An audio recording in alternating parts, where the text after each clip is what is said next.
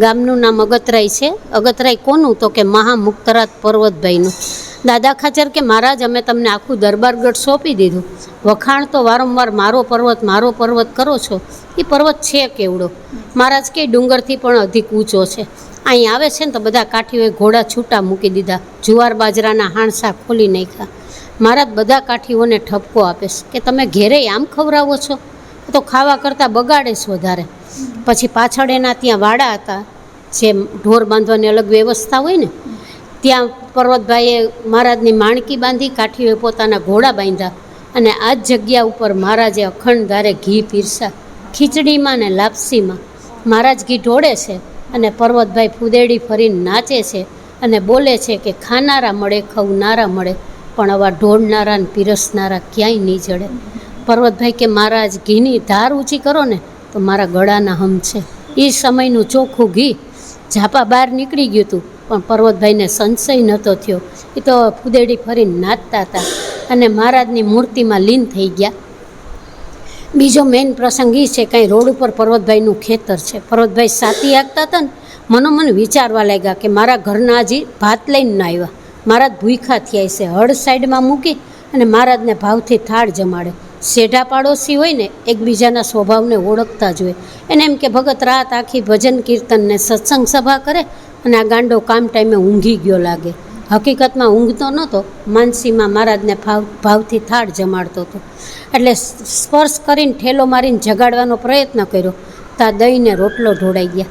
ત્યારે મહારાજ વચનામૃતમાં બોલ્યા છે કે ખરા સત્સંગી તો અમારા પર્વતભાઈ અને ગોરધનભાઈ છે. અને પછી તો બાજુમાં ખોરાસા ગામ છે. મહારાજે રાજાભાઈને આજ્ઞા કરી, 14 વર્ષ પર્વતભાઈનું સાતી આપ્યું. અને પર્વતભાઈને ત્રીજો પ્રસંગી કે પર્વતભાઈને તો એક જ દીકરા હતા, મેઘજી. 22 વર્ષના મેઘજી છે આ જ જગ્યા ઉપર મરણ પથારીએ પડ્યા છે. ગઢપુરથી અમારા મૈયારામ ભટ્ટ પત્ર લઈને આવે કે મહારાજ સંભારે છે. દીકરા સિરિયસ છે, પોતે તોય ગઢપુર જવા નીકળી ગયા. 1.5 કિલોમીટર દૂર ન પહોંચ્યા બે ભક્તો, પર્વતભાઈ ને મૈયારામ ભટ્ટ. ત્યાં દીકરા ધામમાં વયા ગયા. કુટુંબનો એક ભાઈ ઘોડા લઈને તેડવા ગયો કે ભગત હવે પાછા વળી જાઓ, દીકરાની અંતિમ વિધિ, અગ્નિ સંસ્કાર તો કરવા જોશે ને. પર્વતભાઈ કે બધુંય તમે પતાવો, અમારે પાછું ન થવું. વચ્ચે નદી આવી, દીકરાના નામનું સ્નાન કરી લીધું. ગઢપુર નંદ સંતો સહિત મહારાજ સભા ભરીને બેઠા છે લીલુડા લીમડા નીચે. અને પર્વતભાઈ ને મૈયારામ ભટ્ટને દેખે છે.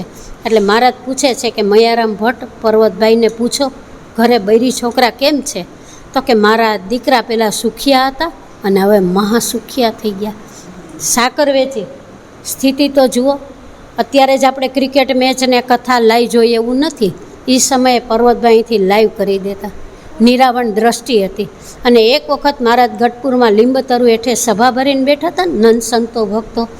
સભામાં પર્વતભાઈ પ્રવેશે છે ને તો બધાય આમ કરી દે છે કે એના ચોયણામાંથી વાસ આવે. મહારાજ કે તમે એની વાસ લઈ લો ને તો એ વાસના ટળી જાય. વાસનામાં મહારાજે વચનામૃતમાં કીધું છે કે 5 અંતઃશત્રુ ટાળવા: કામ, ક્રોધ, લોભ, મોહ અને ઈર્ષા. ઈર્ષા કરવી પ્રથમનું 4થું વચનામૃત. નારદ ને તુમરા જેવી કરવી. બાકી છોકરાઓ વિદ્યાર્થી ભણવામાં ટકાવારીમાં ઈર્ષા કરે એ વ્યાજબી છે. બાકી તમારી ઘરે બાઇક 4 વ્હીલ છે ને મારે કેમ નહીં, એ દુઃખ ઊભું કરે. તમને 5 વચનામૃત મોઢે છે તો મને 10 કેમ નહીં, એ આપણી ઈર્ષા વ્યાજબી છે. 27 વખત મહારાજ આ ભૂમિ ઉપર પધાર્યા છે. અક્ષરધામ તુલ્ય ભૂમિ છે. અને એક વખત મહારાજની ગઢપુરમાં સત્સંગી જીવનની પારાયણ આલે છે ને, મહારાજ આજુબાજુ દ્રષ્ટિ કરે છે તો પર્વતભાઈ નથી દેખાતા. મૈયારામ ભટ્ટને કે તમે અગતરાઈ જાઓ ને પર્વતભાઈને અમારું તેડું કરો. અહીંયા આવે છે, ગઢપુર જાય છે એને એના ધર્મપત્ની કથા વાર્તા સાંભળવા. ત્યાં 4-5 દિવસ મહારાજ વિચારે છે કે પર્વતભાઈ જમે છે કોના રસોડે, સંતોના રસોડે કે ભક્તોના રસોડે, કે લાડુબાઈ કોઈ સેવા કરે છે સીધો સામગ્રી આપી. તપાસ કરીને તો પર્વતભાઈ ક્યાંય જમતા જ નહોતા. એ કે મહારાજ અમને તમારી મૂર્તિમાં એટલું સુખ આવે છે ને, તો જમી અમે ચણાને પાણી પી લઈને ચણા ખાઈ લઈ એટલે અમને સુખ આવી જાય છે. એ કે એટલે તમે એવા જ છો, તમે અહીં ઊભા છો ને ખોટા વખાણ નથી કરતી. મહારાજે વચનામૃતમાં કીધું ને કે કોઈ દી ધરતી વાંજણી ન હોય. આ સંતોને સુરાની ભૂમિ છે. તમારે કાઠીએ કચ્છમાં તો બહુ છે. ખોડાભાઈ તમારા જ થઈ ગયા ને. ખોડાભાઈ સદા વ્રત હલાવ્યું હતું બુધેજના. એ બુધેજ તમારી કોર જ આવ્યું નહીં, કચ્છમાં નહીં આવ્યું, ગુજરાત બાજુ. એટલે સામે મંદિર છે ને એ પર્વતભાઈના શાળાના મકાન છે.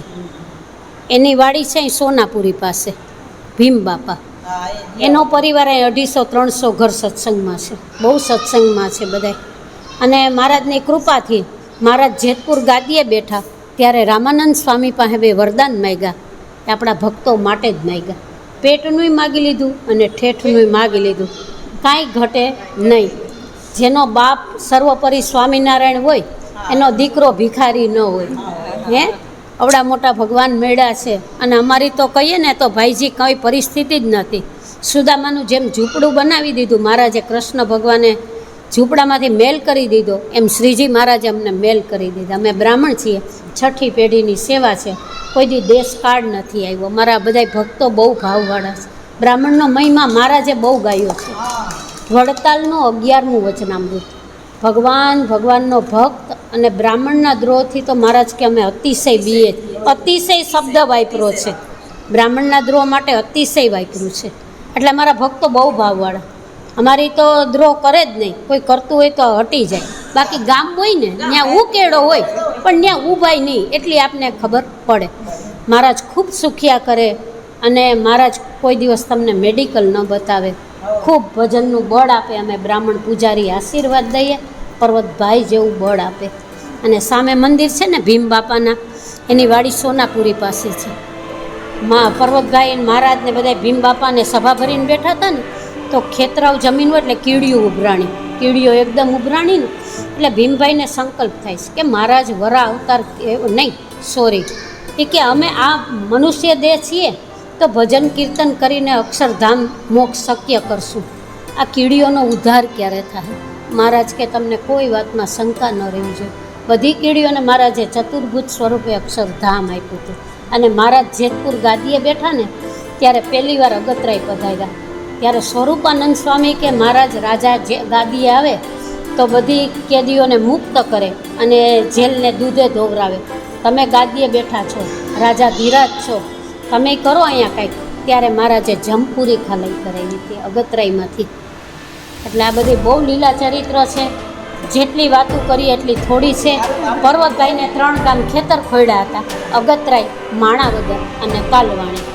અમારા કાઠિયાવાડમાં બોલે કે પાડાના કાન જેવી જમીન બધી મંદિરને અર્પણ કરી દીધી. પરિવાર બધોય માણાવદર છે.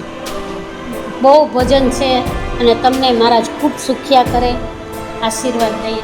બ્રાહ્મણ જય સ્વામિનારાયણ. ટોટલી સેવા મારી, થાળથી માંડીને બધું મારે કરવાનું. અને અમારા બહેનોનો સહકાર બહુ છે તો જ થાય, નકર થાય નહીં. એક હાથે તાલી ન પડે. એટલે મારા બહેનોનો સહકાર બહુ છે.